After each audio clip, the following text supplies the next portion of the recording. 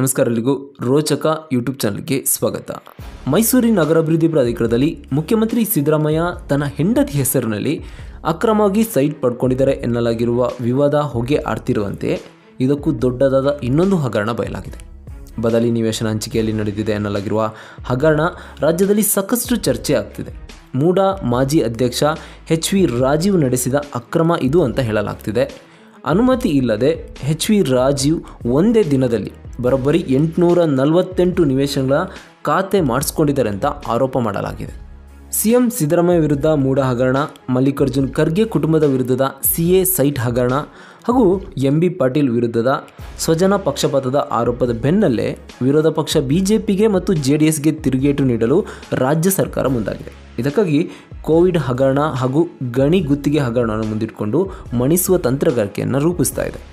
ಇದರ ಬೆನ್ನಲ್ಲೇ ರಾಜ್ಯದಲ್ಲಿ ವ್ಯಾಪಕ ಚರ್ಚೆ ನಡೀತಿರುವ ವಾಲ್ಮೀಕಿ ಹಾಗೂ ಮೂಡಾ ಹಗರಣವನ್ನು ಬೇರೆ ಕಡೆ ತಿರುಗಿಸಬೇಕು ಅಂತ ನಟ ದರ್ಶನ್ ಪ್ರಕರಣವನ್ನು ಮಾಧ್ಯಮದಲ್ಲಿ ಹೆಚ್ಚು ಪಬ್ಲಿಸಿಟಿ ಕೊಡಬೇಕು ಅಂತ ರಾಜ್ಯ ಸರ್ಕಾರ ಈ ಪ್ರಕರಣದ ಕೆಲವು ಫೋಟೋಗಳನ್ನ ವೈರಲ್ ಮಾಡ್ತಿದೆ ಅಂತ ಕೇಂದ್ರ ಸಚಿವ ಪ್ರಹ್ಲಾದ್ ಜೋಶಿ ಆರೋಪ ಮಾಡಿದ್ರು. ಹಾಗಾದರೆ ಈ ಮೂಡಾ ಹಗರಣದಲ್ಲಿ ಬಯಲಾದ ದೊಡ್ಡ ಹಗರಣ ಯಾವುದು?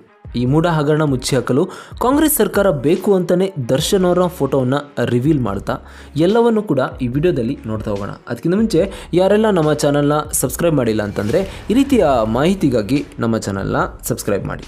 ಮೈಸೂರು ನಗರಾಭಿವೃದ್ಧಿ ಪ್ರಾಧಿಕಾರ ಬದಲಿ ನಿವೇಶನ ಹಂಚಿಕೆಯಲ್ಲಿ ನಡೆದಿದೆ ಅಂತ ಹೇಳಲಾಗಿರುವ ಹಗರಣ ರಾಜ್ಯದಲ್ಲಿ ಸಾಕಷ್ಟು ಚರ್ಚೆ ಆಗ್ತಿದೆ. ಈ ಹಗರಣದಲ್ಲಿ ಮುಖ್ಯಮಂತ್ರಿ ಸಿದ್ದರಾಮಯ್ಯ ಅವರು ಭಾಗಿಯಾಗಿದ್ದಾರೆ ಅಂತ ವಿಪಕ್ಷಗಳು ಆರೋಪ ಮಾಡ್ತಿದೆ. ಈ ಮಧ್ಯೆ ಮೂಡಾದ ಮಾಜಿ ಅಧ್ಯಕ್ಷ ಎಚ್.ವಿ. ರಾಜೀವ್ ಅವರು ನಡೆಸಿದ್ದಾರೆ ಅಂತ ಹೇಳಲಾಗ್ತಿರೋ ಅಕ್ರಮ ಈಗ ಬಯಲಾಗಿದೆ. ಆಯುಕ್ತರ ಅನುಮತಿ ಇಲ್ಲದೆ ಎಚ್.ವಿ. ರಾಜೀವ್ ಒಂದೇ ದಿನದಲ್ಲಿ ಬರೋಬ್ಬರಿ 848 ನಿವೇಶನಗಳ ಖಾತೆ ಮಾಡಿಸ್ಕೊಂಡಿದ್ದಾರೆ. ಮೈಸೂರು ಜ್ಞಾನಗಂಗಾ ಗೃಹ ನಿರ್ಮಾಣ ಸಹಕಾರ ಸಂಘದಿಂದ ಕೇರ್ಗಳ್ಳಿ, ನಗರತಳ್ಳಿ ಮತ್ತು ಬಳ್ಳಹಳ್ಳಿ ಗ್ರಾಮದ ಒಟ್ಟು 252 ಎಕರೆ 10 ಗುಂಟೆ ಪ್ರದೇಶದಲ್ಲಿ ಬಡಾವಣೆ ನಿರ್ಮಾಣ ಮಾಡಲಾಗಿತ್ತು. ನಗರಾಭಿವೃದ್ಧಿ ಪ್ರಾಧಿಕಾರದ 2018ರ ಆದೇಶದ ವಿರುದ್ಧವಾಗಿ ಈ ಬಡಾವಣೆಗಳನ್ನ ನಿರ್ಮಾಣ ಮಾಡಲಾಗಿತ್ತು. ಜ್ಞಾನಗಂಗಾ ಗೃಹ ನಿರ್ಮಾಣ ಸಹಕಾರ ಸಂಘಕ್ಕೆ ಎಚ್.ವಿ. ರಾಜೀವ್ ಅವರೇ ಅಧ್ಯಕ್ಷರಾಗಿದ್ದರು. 252 ಎಕರೆ ಜಾಗದ ಕೆಲವು ಸರ್ವೆ ನಂಬರ್ಗಳು ವ್ಯಾಜ್ಯ ನ್ಯಾಯಾಲಯದಲ್ಲಿತ್ತು. ಹೀಗಾಗಿ ಸದರಿ ಬಡಾವಣೆಗಳ ನಿವೇಶನ ಹಕ್ಕುಗಳನ್ನು ಮೂಡಾ ವರ್ಗಾವಣೆ ಮಾಡಬಾರ್ದಂತ ಆದೇಶ ಕೂಡ ಇತ್ತು. ಹೀಗಿದ್ದರೂ ಕೂಡ ಎಚ್.ವಿ. ರಾಜೀವ್ 848 ನಿವೇಶನಗಳನ್ನ ಒಂದೇ ದಿನದಲ್ಲಿ ಮೂಡಾದಿಂದ ಬಿಡುಗಡೆಗೊಳಿಸಿ ಖಾತೆ ಮಾಡಿಸ್ಕೊಂಡಿದ್ದಾರೆ. ಅದಷ್ಟೇ ಅಲ್ಲದೆ ಆಯುಕ್ತರ ಅನುಮೋದನೆ ಇಲ್ಲದಿದ್ದರೂ ಕೂಡ ತಾಂತ್ರಿಕ ಶಾಖೆಯ ಅಧಿಕಾರಿಗಳ ಮೇಲೆ ಒತ್ತಡ ಹೇರಿ ನಿವೇಶನಗಳನ್ನ ಬಿಡುಗಡೆಗೊಳಿಸಿಕೊಂಡಿದ್ದಾರೆ. ಈ ಬಗ್ಗೆ ವಿವರಣೆ ನೀಡುವಂತೆ ಸರ್ಕಾರದ ನಗರಾಭಿವೃದ್ಧಿ ಪ್ರಾಧಿಕಾರ ಕಾರ್ಯದರ್ಶಿಗೆ ಹಿಂದಿನ ಮೂಡಾ ಆಯುಕ್ತ ನಟೇಶ್ ಪತ್ರ ಕೂಡ ಬರೆದಿದ್ದಾರೆ. ಸೈಟ್ ಹಂಚಿಕೆ ಹಗರಣ ಸಂಬಂಧ ಮೈಸೂರು ನಗರಾಭಿವೃದ್ಧಿ ಪ್ರಾಧಿಕಾರದ ಹಿಂದಿನ ಆಯುಕ್ತ, ಹಾವೇರಿ ವಿಶ್ವವಿದ್ಯಾಲಯದ ಕುಲಸಚಿವರಾಗಿ ನೇಮಕ ಆಗಿದ್ದಂಥ ಜಿ.ಟಿ. ದಿನೇಶ್ ಕುಮಾರ್ನವರನ್ನ ಅಮಾನತು ಮಾಡಲಾಗಿತ್ತು. ಮೂಡಾ ಹಗರಣದ ಆರೋಪ ಹೊತ್ತಿರುವಂಥ ಮಧ್ಯ ಆಯುಕ್ತರಾಗಿದ್ದ ದಿನೇಶ್ ಕುಮಾರ್ನವರನ್ನು ರಾಜ್ಯ ಸರ್ಕಾರ ಹಾವೇರಿ ವಿಶ್ವವಿದ್ಯಾಲಯದ ಕುಲಸಚಿವರಾಗಿ ಸರ್ಕಾರ ವರ್ಗಾವಣೆ ಮಾಡಿತು. ಆದರೆ ಇದೀಗ ರಾಜ್ಯಪಾಲರ ಆದೇಶಾನುಸಾರವಾಗಿ ದಿನೇಶ್ ಕುಮಾರ್ನವರನ್ನ ಅಮಾನತುಗೊಳಿಸಲಾಯಿತು. ಸಸ್ಪೆಂಡ್ ಮಾಡಿ ಕಾರ್ಯದರ್ಶಿ ಉಮಾದೇವಿ ಅವರು ಸೆಪ್ಟೆಂಬರ್ 2ನೇ ತಾರೀಕು ಆದೇಶ ಹೊರಡಿಸಿದರು. ಇನ್ನು ಇದಕ್ಕಿಂತಲೂ ತುಂಬ ಇಂಟ್ರೆಸ್ಟಿಂಗ್ ಆದ ಸಂಗತಿ ಏನು ಅಂತಂದರೆ, ರಾಜ್ಯದಲ್ಲಿ ಮೂಡಾ ಹಗರಣ ಚರ್ಚೆಯನ್ನು ಹತ್ತಿಕ್ಕಬೇಕು ಅಂತ ಸ್ವತಃ ಕಾಂಗ್ರೆಸ್ ಸರ್ಕಾರದಿಂದ ನಟ ದರ್ಶನ್ ಮಾಡಿದ್ದಾರೆ ಅಂತ ಹೇಳಲಾಗ್ತಿರೋ ರೇಣುಕಾಸ್ವಾಮಿ ಕೊಲೆ ಕೇಸಿನ ಸಂಬಂಧಿತ ಫೋಟೋಗಳನ್ನ ಬಿಡುಗಡೆ ಮಾಡಲಾಗ್ತಿದೆ ಅಂತ ಕೇಂದ್ರ ಸಚಿವ ಪ್ರಹ್ಲಾದ್ ಜೋಶಿ ಆರೋಪ ಮಾಡಿದರು. ಹುಬ್ಬಳ್ಳಿಯಲ್ಲಿ ಶುಕ್ರವಾರ ಮಾಧ್ಯಮಗಳೊಂದಿಗೆ ಮಾತನಾಡಿದಂಥ ಅವರು, ದರ್ಶನ್ ಫೋಟೋ ಉದ್ದೇಶಪೂರ್ವಕವಾಗಿ ರಿಲೀಸ್ ಮಾಡಲಾಗ್ತಾ ಇದೆ. ಖುದ್ದು ರಾಜ್ಯ ಸರ್ಕಾರದಿಂದಲೇ ಈ ಕೆಲಸ ಮಾಡಲಾಗ್ತಿದೆ. ಚಿತ್ರದುರ್ಗದ ವ್ಯಕ್ತಿ ರೇಣುಕಾಸ್ವಾಮಿಯದ್ದು ರಾಜ್ಯ ಕಂಡಂಥ ಅತ್ಯಂತ ಕ್ರೂರ ಹತ್ಯೆ ಆಗಿದೆ.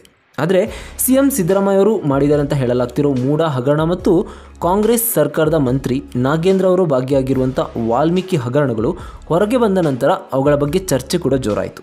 ಹೀಗಾಗಿ ಈ ಚರ್ಚೆಯನ್ನು ಡೈವರ್ಟ್ ಮಾಡುವ ಉದ್ದೇಶದಿಂದಲೇ ಸ್ವತಃ ರಾಜ್ಯ ಸರ್ಕಾರದಿಂದಲೇ ಪುನಃ ನಟ ದರ್ಶನ್ ಪ್ರಕರಣ ಮುನ್ನೆಲೆಗೆ ಎಳೆದು ತರಲಾಗ್ತಿದೆ. ಇಲ್ಲಿ ಕೊಲೆ ಮಾಡಿದವರಿಗೆ ನ್ಯಾಯಾಲಯದಲ್ಲಿ ಅತ್ಯಂತ ಕಠಿಣ ಶಿಕ್ಷೆ ಆಗಲೇಬೇಕು. ಆದರೆ ಆರೋಪಿಗಳ ಮೊಬೈಲ್ ಫೋನ್ಗಳಿಂದ ರಿಟ್ರೀವ್ ಮಾಡಿದ ಫೋಟೋಗಳನ್ನ ಬಿಡುಗಡೆ ಮಾಡಿರೋದು ಅಕ್ಷಮ್ಯ ಅಪರಾಧ ಆಗಿದೆ ಅಂತ ಕಿಡಿಕಾರಿದರು. ಕಾಂಗ್ರೆಸ್ ಸರ್ಕಾರ ಒಂದು ಗಂಭೀರ ಕೊಲೆ ಕೇಸಿಗೆ ಸಂಬಂಧಿತ ಫೋಟೋಗಳನ್ನ ಸಾರ್ವಜನಿಕರಿಗೆ ಮುಕ್ತಗೊಳಿಸುತ್ತಿರುವ ವಿಚಾರವನ್ನು ನ್ಯಾಯಾಲಯವು ಗಂಭೀರವಾಗಿ ಪರಿಗಣಿಸಬೇಕು.